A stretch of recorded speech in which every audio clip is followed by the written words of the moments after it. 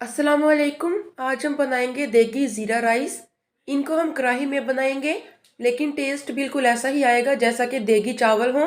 तो चलिए देगी ज़ीरा राइस बनाना शुरू करते हैं। लेकिन इससे पहले मेरे चैनल को सब्सक्राइब करके बेल आइकन को प्रेस कर दें, ताकि मेरी हर वीडियो सबसे पहले आपको मिल सके। देगी ज़ीरा राइस को हम कढ़ाई में बनाएंगे, तो कढ़ाई में हम सबसे पहले घी डाल देंगे। आधा कप मैं घी डालूंगी, यानी कि 150 ग्राम। जैसे ही घी मेल्ट हो जाएगा तो इसमें हम एक दरमियानी साइज की बारीक लंबाई में कटी हुई प्याज डाल देंगे। प्याज को हम इतना फ्राई करेंगे कि पिंक कलर में आ जाए। डार्क कलर नहीं करेंगे, पिंक कलर ही करेंगे इसका। जैसे ही प्याज का कलर पिंक हो जाएगा तो इसमें हम आधा गिलास पानी डाल देंगे। पानी हम इसलिए डालेंगे कि प्याज मज़ीद गोल्डन ना हो और प्याज की कुकिंग यहीं पे रुक जाए। टमाटर डाल देंगे। मैंने एक दरमियानी साइज के टमाटर लिए, जिसके 2 पीस कर लिए। एक पीस को मैंने लंबाई में काट लिया और दूसरे को मैंने बारीक चॉप कर लिया। साथ में 2 हरी मिर्चें ली हैं, जिनको मैंने दरमियान से लंबाई में काट लिया। एक मिर्च काफ़ी लंबी थी तो उसको मैंने 4 हिस्सों में कर लिया। कुछ गरम मसाले डालेंगे। तेज़पात 2 अदद, बड़ी इलायची 1, बादियान का फूल 1, ज़ीरा 1 टीस्पून, साबुत काली मिर्चें हाफ टी स्पून, दालचीनी 2 से 3 छोटे टुकड़े।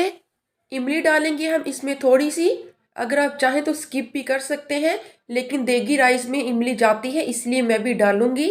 नमक डाल देंगे 1 टेबल स्पून, यह हस्बे जायका। लाल मिर्च पाउडर डाल देंगे 1 टीस्पून। चावलों को खूबसूरत सा कलर देने के लिए हम इसमें हल्दी डाल देंगे हाफ टी स्पून।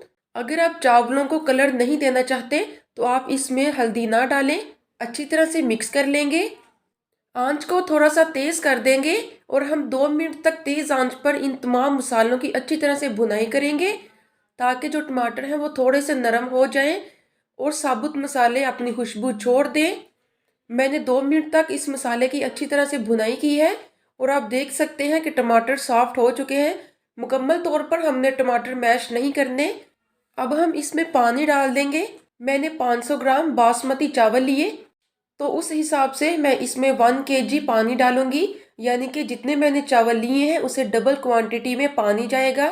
मैंने अगर 2 गिलास चावल लिए हैं तो इसमें 4 गिलास हम पानी डाल देंगे। अच्छी तरह से मिक्स कर लेंगे और पानी के एक उबाल आने का इंतज़ार करेंगे। जैसे ही पानी में उबाल आ जाएगा तो इसमें हम चावल डाल देंगे। मैंने बासमती चावल लिए 500 ग्राम, जिनको मैंने धोकर आधे घंटा पहले भिगो दिया था। भिगोने से चावल बहुत खिले और लंबे बनते हैं। सभी चावल को इस तरह से पानी में डाल देंगे। एक भी चावल का दाना ज़ाया ना करें। कोशिश किया करें कि कोई भी खाने वाली चीज़ ज़ाया ना हो। अब आपने आंच को मीडियम कर देना है जब तक चावल गल नहीं जाते और जितना भी पानी है सारा ड्राई नहीं हो जाता। हम आंच को मीडियम ही रखेंगे। आपने दरमियानी आंच पर चावलों को इतना पकाना है कि चावल 90% तक गल जाएं। 10 मिनट लगे हैं मुझे चावल को पकाते हुए। तो आप देख सकते हैं कि चावल हमारे अच्छी तरह से 90% गल चुके हैं। बस आपने इतना ही पानी इसमें रखना है कि चावल थोड़े से कवर हो जाएं, ताकि जब हम इसको दम दें तो दम पे चावल अच्छी तरह से पक जाएं। अब हम कढ़ाई के ढक्कन को किसी कपड़े के साथ कवर कर देंगे और हम इसको दम देंगे। बिल्कुल लो फ्लेम पे हम इसको दम देंगे 8 से 10 मिनट। मिलते हैं दम देने के बाद। जैसे ही दम दिए हुए 10 मिनट हो जाएंगे तो हम ढक्कन को हटा देंगे। माशाल्लाह बहुत ही मज़ेदार देगी ज़ीरा राइस बनकर तैयार है। एक एक दाना बहुत ही अच्छी तरह से खिला है, कोई भी दाना आपस में नहीं जुड़ा और ना ही चावल टूटे हैं। आप भी मेरे इस बताए हुए तरीके से अगर ज़ीरा राइस बनाएंगे तो आपके चावल भी बिल्कुल देगी स्टाइल में बनेंगे और बहुत ही ज़्यादा मज़ेदार बनेंगे। इस रेसिपी को घर पर ज़रूर ट्राई करें और कमेंट्स में मुझे बताइएगा कि आपके ज़ीरा राइस कैसे बने थे। वीडियो अच्छी लगे तो वीडियो को लाइक करके चैनल को सब्सक्राइब कर दें। वीडियो को देखने का बेहद शुक्रिया।